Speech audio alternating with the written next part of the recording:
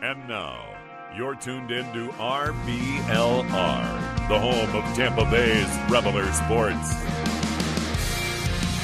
Ahoy there, mateys. This be RBLR Bucs, and I be your co-host, Musab, ready to set sail through the choppy waters of the off-season. Still July in Tampa, and, we got those afternoon thunderstorms, and, us Buck fans, or hell, all NFL fans, are counting down the days till we hit the field, eager for the plunder. We be now 17 days away, my friends, from the first preseason clash. 17. I know it's just a number, but fits the feeling because today, we are going to be talking about the safety position. So since we're talking safeties, let's get one thing straight.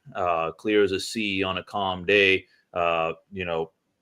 This here episode, this ain't about the workplace protocols, the hard hats. No, it be about laying the wood, patrolling the skies, and keeping those landlubber quarterbacks up at night. That's right. We be cracking into the last line of defense tonight. But, of course, a shout-out to the fleet. The rest of the RBLR squad holding it down across the bay like true Buccaneers. The Rays, the Rowdies, the Lightning, and the Sun. If you're not tapped into their pods, please do fix that or walk the plank.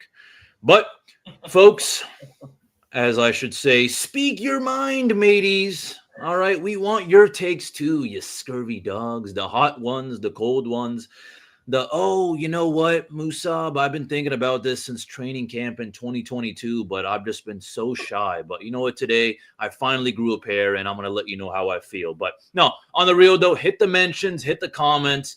This podcast ain't press coverage. It's open ears always. So, we're always seeing some things in the off season, and it can also, I'm sure you have a lot of better insight than some of the things we've been seeing this offseason. Hashtag season of the interns. But as we focus on the safety position, this show is no show without the iconic duo. Two lads I'm proud to go to war with in this defensive backfield. Running it back like the legendary Super Bowl safety duo. You remember Jordan Whitehead and Antoine Winfield Jr., straight up enforcers, both versatile, both fearless. So, first up, we got our Jordan Whitehead. Brings the thump, sees the play before it happens. No wasted movement, no wasted words. If you're throwing something reckless across the middle, he's on the mic. You're getting picked apart, clear as a bell. Mr. Zach Blaine, what's the good word, my friend? God, I sure hope it was Jordan Whitehead from like 3 years ago and not last year. Man. In respects, man, to all the OGs, I respect I know last week it was Rondé Barber and could have been John Lynch or anything crazy like that.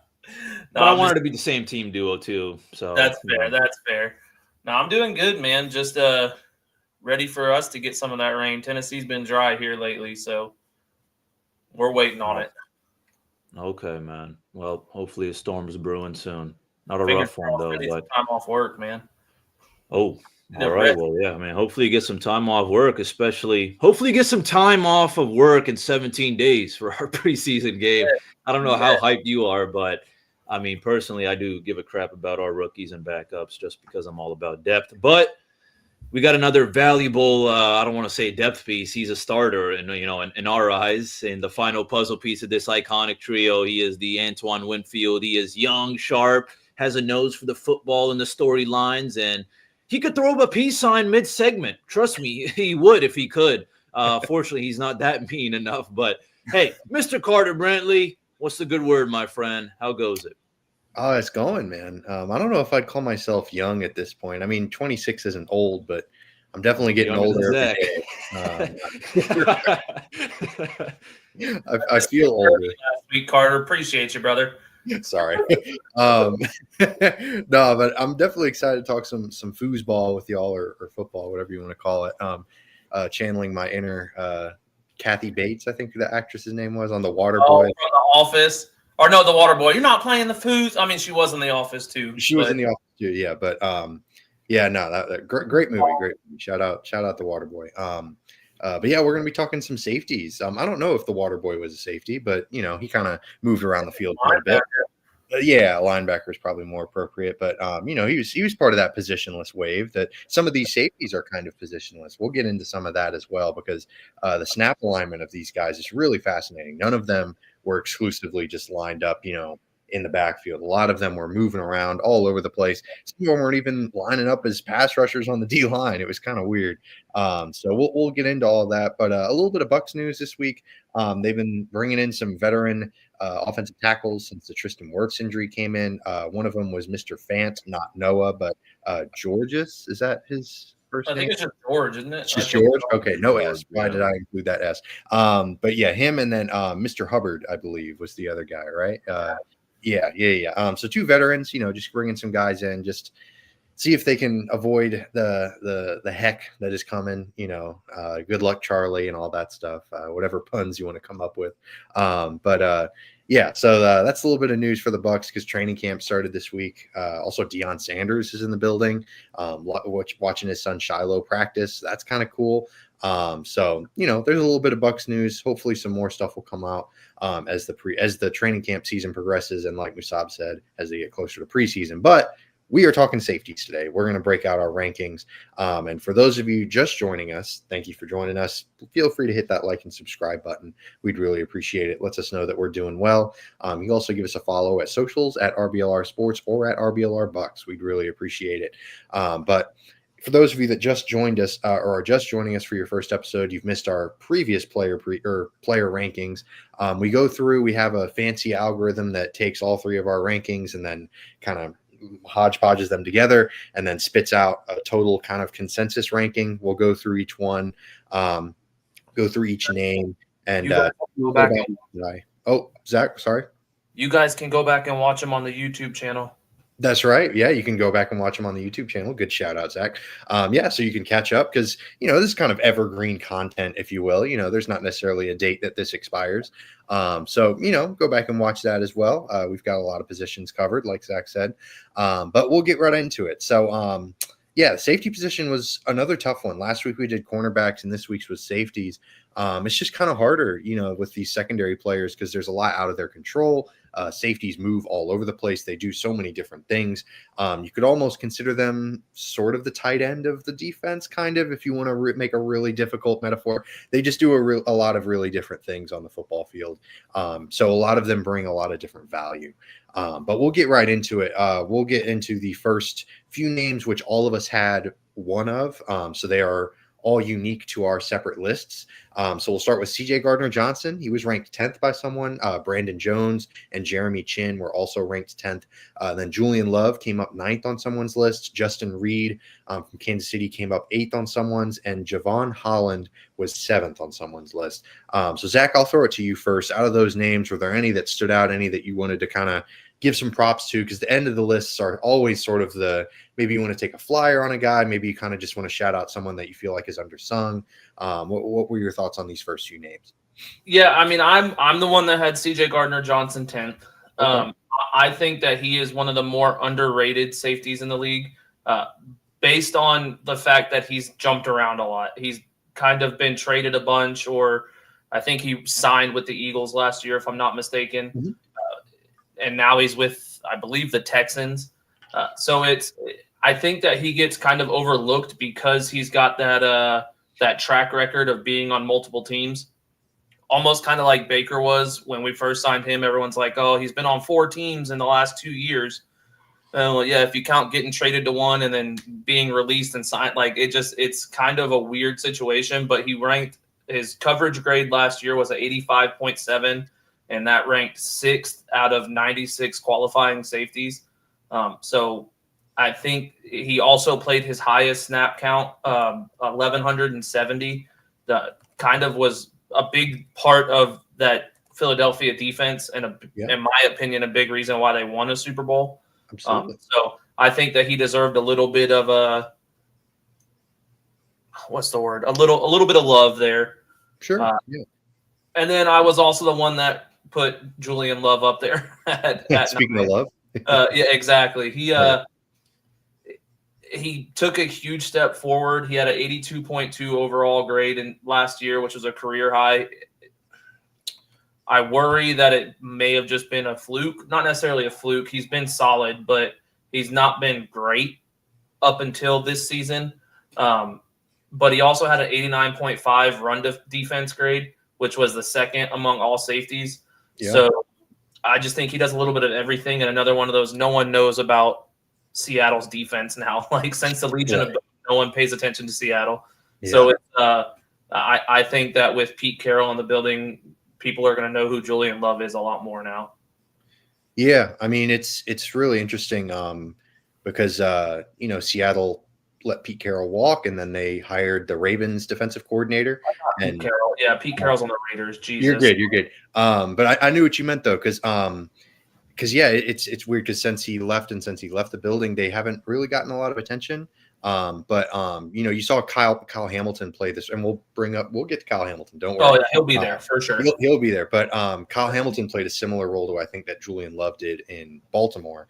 And McDonald, I believe, is Seattle's head coach's name, and he kind of seemed to insert Julian Love into that role. I'll be curious to see if he can continue that success, or if Seattle even values him enough to keep him around, or maybe they view that position as, hey, as long as it's not some random dude out there, like as long as you're a competent NFL, right? Yeah, as long as he's a competent NFL safety, they'll have some success. But I'll be curious to see how that plays out. Julian Love definitely had a really solid year. Is that a product of his scheme? Is it truly his talent level? Maybe a little bit of both.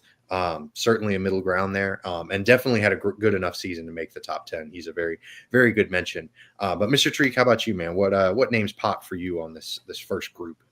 Yes, sir. I mean, I wanted to say it was, given my top 10, I mean, it was a battle between Jeremy Chin and Brandon Jones. But yeah, I had Jeremy Chin at number 10. I feel like he has been widely known for, having that kind of hybrid linebacker safety role. Absolutely. Really good with the run support. So I feel like, and also on top of that, he's had an interesting pass. I feel like, things worked well for him on the Commanders. Now he's on the Raiders. So I'm looking forward to that, along with Jamal Adams also, joining the Raiders. So that should be fun. But I mean, yeah, he's a tackling force, racked up like 117 combined tackles. He had 2 sacks.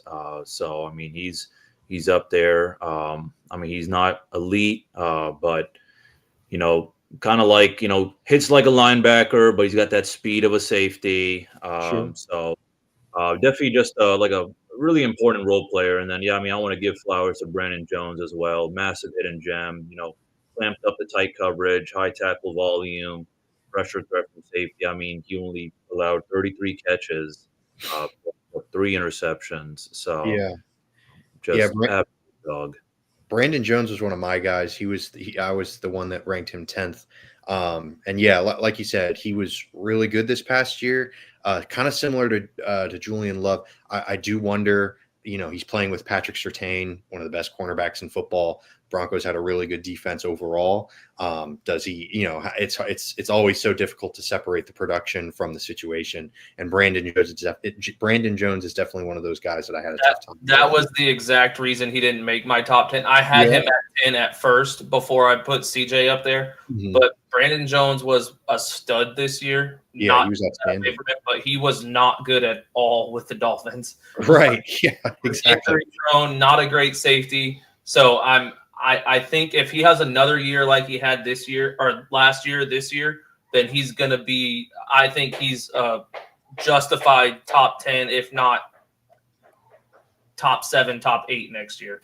Yeah, no, absolutely. And it's really interesting with a lot of these top 10 lists. You can say this for every list that we've had so far, trying to factor in past performance like beyond just last season, as well as trying to project, and also just saying, oh, who was he last year? Brandon Jones, like you said, not good before last year, but he was a very superlative safety last year. So I thought it was a worthy inclusion to bring him in there. But the guys that y'all have brought up are also pretty darn good as well. I also wanted to give a shout out to Justin Reed, because he was literally 10th across the board in every single PFF grade, whether it's coverage, run defense, or total PFF grade. So I thought that he was the perfect, like, borderline fringe top 10 safety. But, it's one of those things. PFF grades can be very squishy. Like, they're not the tried and true. You don't just blindly follow them, obviously. But I thought that was kind of an interesting little quirk and was worth mentioning. But, Justin Reed, also part of that Kansas City defense that's really good. So, also a name that I wanted to shout out. But we'll get into this next group. There was a little bit more of a unanimous vibe to this next group, if you will. So it's Derwin James, Brian Branch, Buda Baker, good Lord, and Antoine Winfield Jr. We have a Buck on this list. We didn't have one last week, rightfully so. But Antoine Winfield Jr. sneaks on. Well, I don't want to say sneaks on. He's on all of our lists at varying levels. One of us had him as high as 3. I had him at 7. And someone else had him at 5. So I'll get this kicked off. I love Antoine Winfield Jr. Obviously, if he has a good year this year, the Bucs defense could really rebound in a major way, and they could have an amazing, amazing season. Like, they could really sneak up on some people. But he was awful last year, and he was hurt last year. The best abilities, availability, and all that stuff. So it's hard to kind of separate the fact that he was one of the best safeties in football in 2023, and then he was like not even really worth mentioning in 2024. So I'm guessing, his true talent level, probably more of a middle ground. So that's why I put him at 7. I didn't want to knock him completely off the list because 2023, he was excellent. But man, he really was tough last year, both in the health department and just in his pure playing ability. So that was a tough one. But Derwin James, I thought, Derwin James is a big name. Like, I think people think of him and think, well, he's been in the league a while. But he's still doing his thing, he's still racking up. I think he was top 5 in pressures, I think, 2nd in total pressure. He lined up on the defensive line a lot. He's also 8th in total stops. He was just kind of sort of a do-it-all safety. His coverage has dropped off quite a bit, 11th in coverage grade according to PFF. So I don't want to describe him as more of a, he's kind of evolved into more of a thumper at the safety position, I think. So, but I thought he was worth mentioning for sure. Any names pop to y'all in that list? I know we all had these guys on our list, but some at varying levels. So Musab, how about you, man? Were there any names that you thought, this is interesting that he's this low? What were your thoughts on this section? Yeah, I had Derwin James actually at number 9. I feel like, he's got that versatility. But I think looking for a bounce back season, he had the 2nd most pressures among DBs in 2024. So I feel like, again, it's just, with all these guys, some of them are just due for a bounce back, and some of them, it's been a little bit up and down. We're looking at Antoine Winfield, who I actually had number 3. I think he's due for a bounce back. He's, as long as he stays healthy. He apparently reports say that he snagged already 2 interceptions like in the offseason. There you go. So, he has the capability. So it's just like, if he stays healthy, he knows what he needs to do. He's still young. I think he still has it in the bag. And I think, I'm a Bucs fan, so I'm going to have to, reach a little bit and, throw him a little bit higher. But trying to think, who else we had mentioned. I really liked Buda Baker. I was kind of surprised because I had him 3rd, and I think y'all had him 6th and 7th. Yeah, I had Buda 7th. I got you. I had 6th. Yeah. Yeah, so. He was on a tough defense this past year. That was his whole career. That was kind of he is the best defensive player on Arizona. For sure. Not taking that away from him, but that defense is so bad. For sure. And that's the main reason why I had him down that low. I had Derwin James at 8 because he had a down year in 23, had kind of a bounce back year. It was his highest PFF overall grade since 2019 last season. So he had kind of a bounce back year, and I think transitioning into more of that, I almost want to call it like a nickel. Like he's playing a little bit like a linebacker, but can still cover if he has to. He's not a great cover guy. He's not going to beat anybody in a race now, but he's still really good at what he does. And then Antoine, I put him at 5 for every reason that you said, Carter. Like, he had a really, really good 23 season.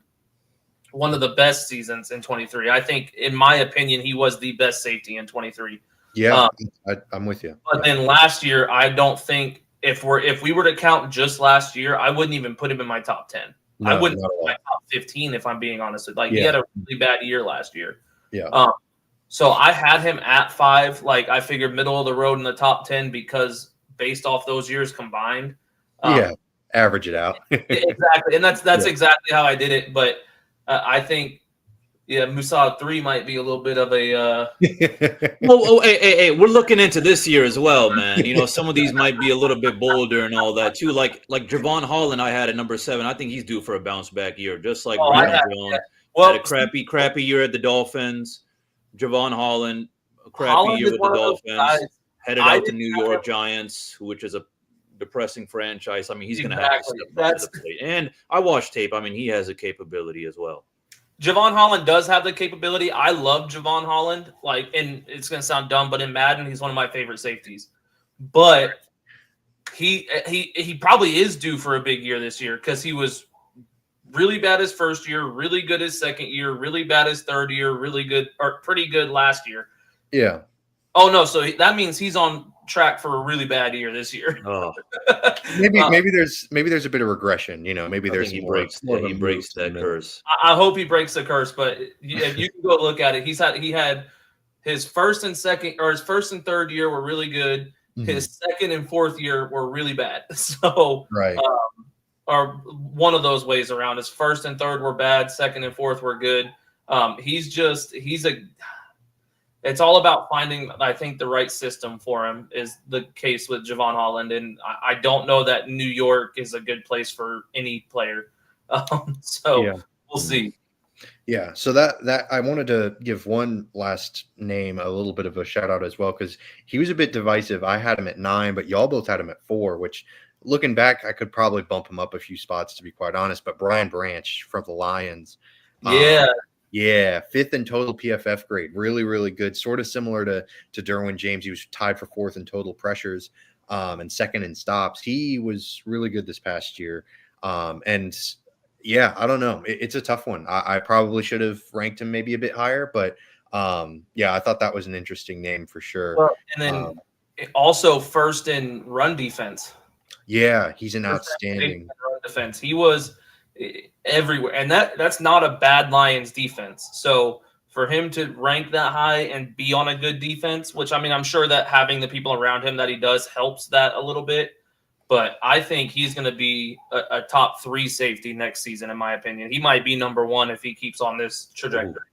Yeah, I mean, he's young. He's only 23. I think that, like, last year was his 2nd year, right? I mean, he was a Pro Bowler. He was really, really good at last year.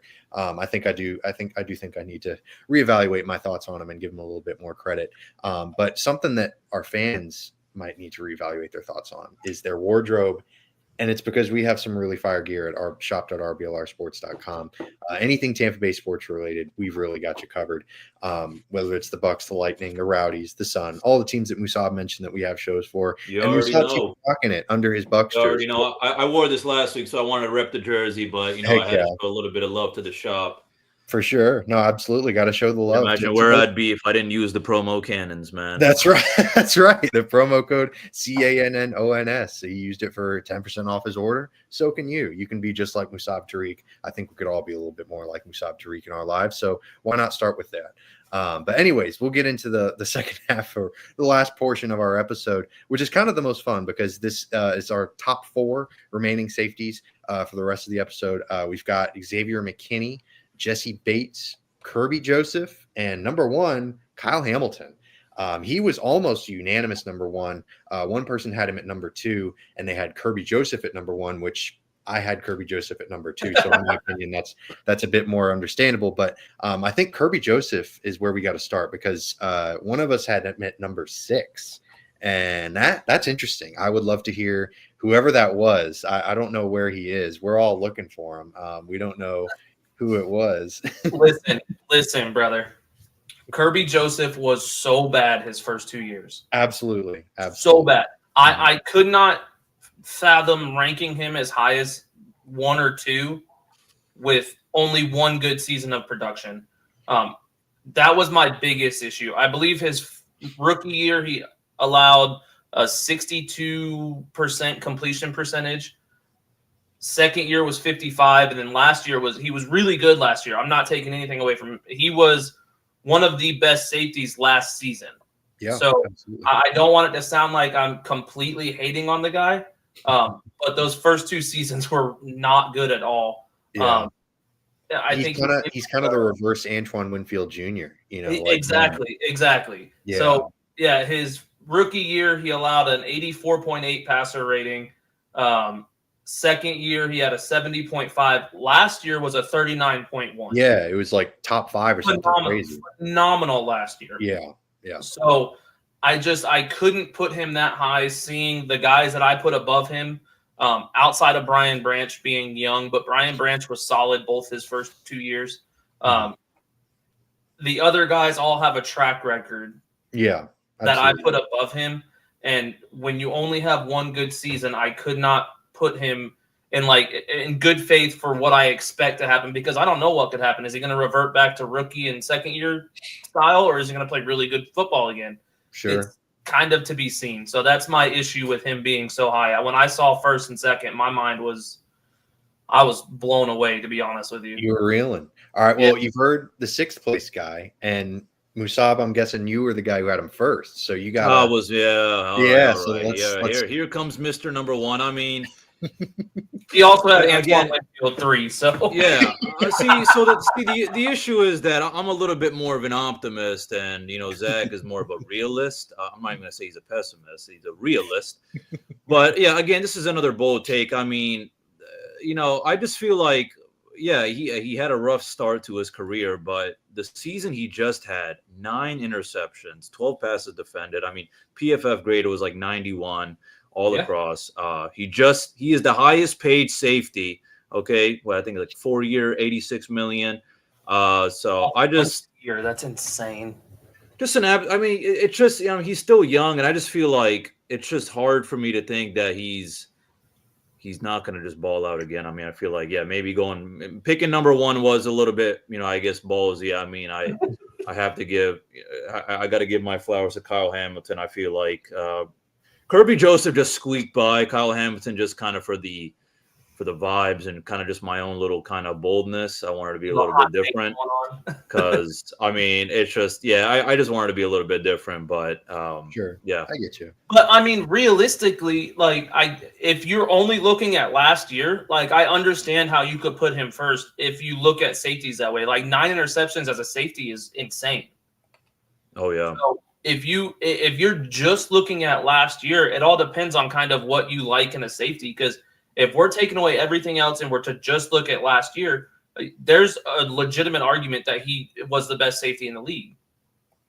So I understand your reasoning there. I don't think it's as outlandish as you think or as it sounds to me, but I guess I just kind of looked at more of the whole picture and not just last year. Because if we were just going off last year, you're spot on. I think he's 1A and 1B with him and Kyle Hamilton.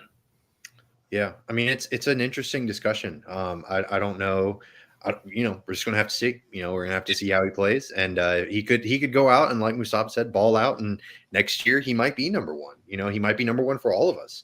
Or he could go out like last year. He will 100% be in my top 3. Yeah, or he could be like Antoine Winfield Jr. He could get paid and then have an injury-riddled season and have a tough one. But like Musab said, he's the optimist. Zach's the realist. I'd like to think of myself as in the middle, but then again, I can be pretty pessimistic sometimes too. So who's to say, really? But speaking of being in the middle, Xavier McKinney was a bit of a decisive player as well.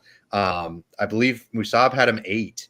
I had him 4, and Zach had him 2. So again, I'm kind of a bit more in the middle. But Zach, I want to hear the positive side of Xavier McKinney first before we get to, well, if he's the 8th best safety in football, it's still top 10 is still impressive. That's important. Absolutely. It's not like we're saying any of these guys are trash. For sure. Absolutely. We're splitting hairs here. Absolutely.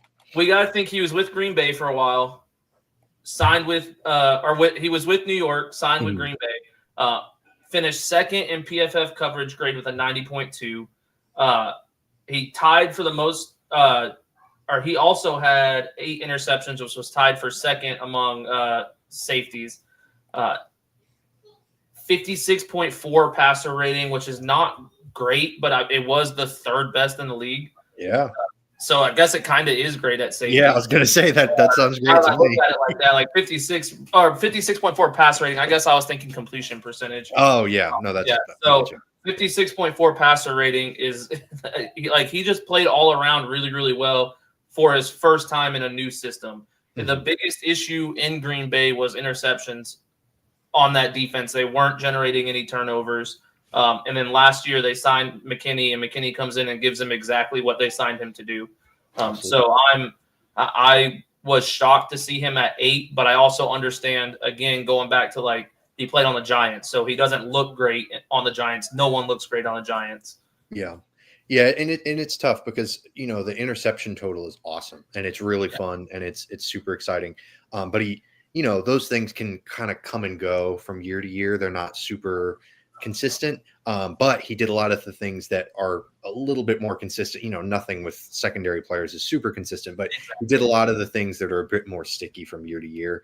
Like you said with the PFF grades, he also was the passer rating allowed. But for me, the most impressive thing for him, because you heard about his coverage skills. He was always at least a passable coverage safety with the Giants.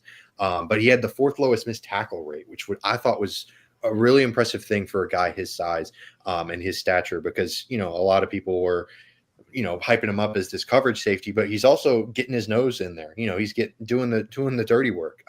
So I was really impressed with Xavier McKinney. But like you said, his time with the Giants wasn't great, but again, separating situation from talent, not always the easiest thing.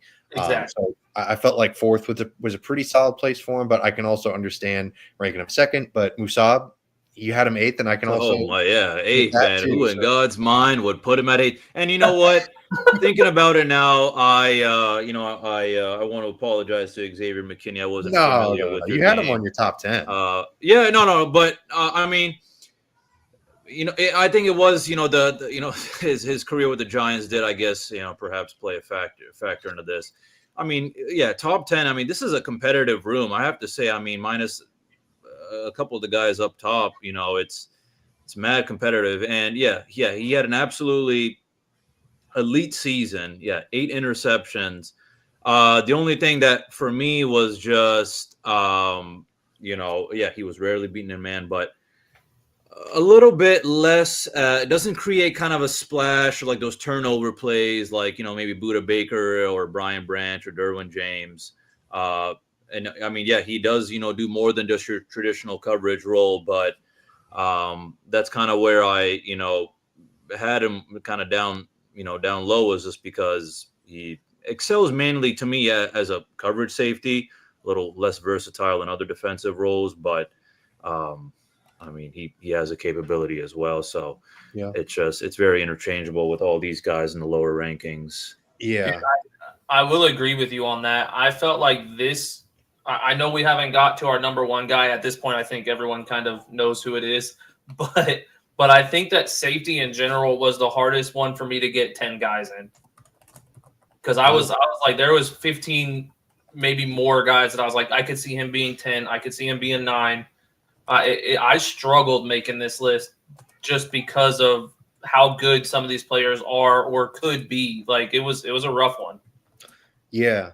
And I gotta admit, I think that's the case for, I think a lot of these lists. I think I would describe that. The only one that I didn't really feel that way was like, I was struggling to find 10 names because I was like, like these guys aren't great, is the running back position. Like that was the one that I was kind of like, like this isn't great. But every other position I was like, oh man, like I'm leaving this guy off. Like, I can't believe we're doing that. But the number 1 guy, Kyle Hamilton, just like, he's just massive. He also has ridiculous athletic ability. He plays all over the field. We were talking about, the Ravens system that's kind of transferred over Seattle. But he still plays that role perfectly to a T. And last season was no different. Just absolutely, just really an unstoppable force out there at the safety position. 2nd in total PFF grade, 3rd in total stops, 4th in total pressures. Like he's the best of everything. He does everything pretty well. Like, I don't know that I would say that he's necessarily the best at any one thing, but he's just the jack of all trades. And I mean that in a huge complimentary way. Like, he was the only player at the safety position to at least earn 88 or higher in grade coverage, run defense, pass rushing, for the 2024 season. So, I mean, yeah, he's Absolutely massive. And, I mean, yeah, he can do it all, really. Yeah. Yeah, there's not really much on the like. I don't know that he would be successful as an edge rusher, but like theoretically, like I wouldn't mind seeing him out there. That'd be kind of fun. But the crazy part is, I know it says PFF said that he was the only one at the position. I'd be willing to bet he's the only one in the NFL. Yeah, that's a great point. To have an 88 pass rush, 88 coverage, 88 run defense. I don't know that you can find many other players that have an 88. I mean, that's interesting. I'm going to have to look into that now because I think that that's probably more impressive than PFF is even letting on. Like, I think that's insane.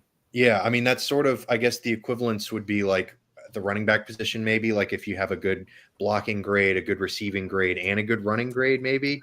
Exactly. Like I think linebackers could technically do this too, but like no one else did, obviously. But yeah, it's tough because like the versatility piece, like not a lot of other positions have the opportunity to get that third category in. Like a lot of them are kind of two category types of players. So yeah, it's so impressive what Kyle Hamilton did last year.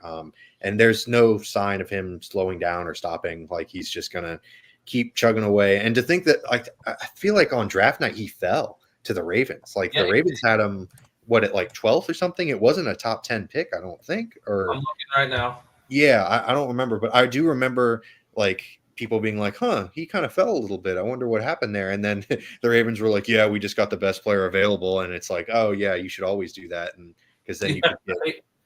So he was round 1, pick 14. 14, my goodness. So 12 was even being too gracious. Man, that's bonkers. Yeah, that's tough. Yeah, he is not, the best safety in the league getting drafted 14th overall. I know the safety position isn't as important as pass rush and some other positions, but still, he's a huge high impact player. A big reason why the Ravens were as successful as they were last year. So yeah, I don't know. Kyle Hamilton, really, really impressive. Number one, pretty solid by not a wide margin, but a pretty considerable margin for me. But were there any honorable mentions, maybe any guys that narrowly missed the list for y'all? I know that this wasn't like a formal thing that we put in our little agenda or whatever, but I wanted to get some more names out there because there are some really good safeties. A lot of the guys that y'all had mentioned made my honorable mentions list. But there are some really talented players like Minka Fitzpatrick. Like he's not on this list, and he didn't have a great year last year, but he's had some really outstanding seasons. So I thought that was really interesting that he didn't make it. Now he's headed out to Miami, and exactly, he's back in Miami. Yeah, who knows? Yeah, how well he thrives. One that missed my list who has kind of impressed me in recent years was Jabril Peppers. I think his days in Cleveland, I believe it was Cleveland first, were god awful, but he's been really impressive in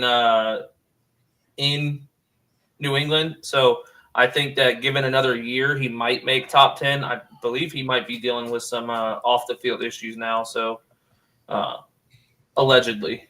Right. Yeah. Yeah. It's tough with that stuff. Yeah, it's not super fun. But yeah, it's weird. There were some names that were unsigned on the offseason for a long time, like Justin Simmons, pretty good, but he was just kind of left out there for a long time. Harrison Smith didn't make any of our lists. I know he's a bit long in the tooth, but Reed Blankenship for the Eagles. I mean, there's some. I want to touch on something real quick. Yeah, because we didn't really talk about him at all. But in conference rival, Jesse Bates. Oh yeah, I mean he made our lists. Yeah, he was. Yeah. I just realized that. Yeah, he is as much as I hate to admit it, God, Atlanta did good sign it. Well, who knows what the hell's going to happen now because they drafted 2 safeties in the draft. But yeah, it was weird. God, he played so good last season. Yeah, and that's thank you for bringing him up because we all had him top 5. Like he was either 5th or 3rd on all of our lists, and rightfully so. Like him and Antoine Winfield Jr. I think were sort of Antoine Winfield and Kyle Hamilton were sort of the top 3 in 2023. Yeah, and Jesse Bates fell off like a touch this past season, a little bit, but even then, like he's still one of the best safeties in football. And yeah, and he was with the Bengals, like another disgruntled Bengals player that left Cincinnati. Who'd have thought? Right. Yeah. Just bonkers stuff going on with the Bengals. Joe Burrow, good gracious, somebody save him. yeah, I don't know. It's tough stuff going on in Cincinnati. But yeah, Jesse Bates, really outstanding season this past year still. Really, really great in coverage. Definitely, he's sort of maybe the opposite of Derwin James. He's still very much a coverage guy. His run defense isn't going to blow anyone out of the water, but he's so good in coverage that it very much makes up for that. Jesse Bates, definitely thank you for that shout out. But we're coming towards the end of our episode. Unless y'all had any closing thoughts or any other honorable mentions that maybe we missed. I was going to say, I'm looking forward to maybe seeing what Jalen Pitre. Oh yeah, from the Texans, right? Yeah, I feel like I mean he's got a lot of work to do. I mean, but just a young guy. I feel like he has the availability. He's still developing some of his coverage skills or his ball hawk instincts or whatever. But I got a buddy who's a Texans fan, so I'm going to use that opportunity to get a little bit of Jalen tape. Yeah, there you go. And we'll see if any rookies pop in this next upcoming season. I know Malachi Starks from Georgia was a guy that a lot of Bucs fans were maybe hoping that the Bucs would pick, but instead I think he ended up in Baltimore. Yep, and Wari, I'm excited for him. Who knows? Yes. Yeah. Does Shiloh Sanders maybe squeak into the top? Right. I think he'll be really good. I don't know that he even makes the 53-man at this point. Yeah, I want him to. I think he should. I think he's better than Marquis or whoever the fourth safety is on our team. Oh, and we got a little cat action. Is that cat named after Jesse Bates or Tyrann Mathieu? This is Maxine after Max from Stranger Things. Oh, okay, fair enough. I like it. We got her while we were in Florida on vacation. There you go. Well, anyways, we're concluding our episode on that note because who doesn't love a cute cat shout out? But thank y'all for sticking with us. Thank y'all for listening. We'll be back next week. I won't be back. I am going on, unfortunately, a work trip. So my co-host Musab Tariq and Zach Blaine, who made my job very easy this week, will be holding down the fort. So definitely tune in. Check us out next week. I will be back. Don't worry. Or do worry if you don't want to, never want to hear from me again. But regardless, we appreciate y'all for tuning in. Thanks to my co-hosts. And until next time, and as always, Go Bucs. Go Bucs.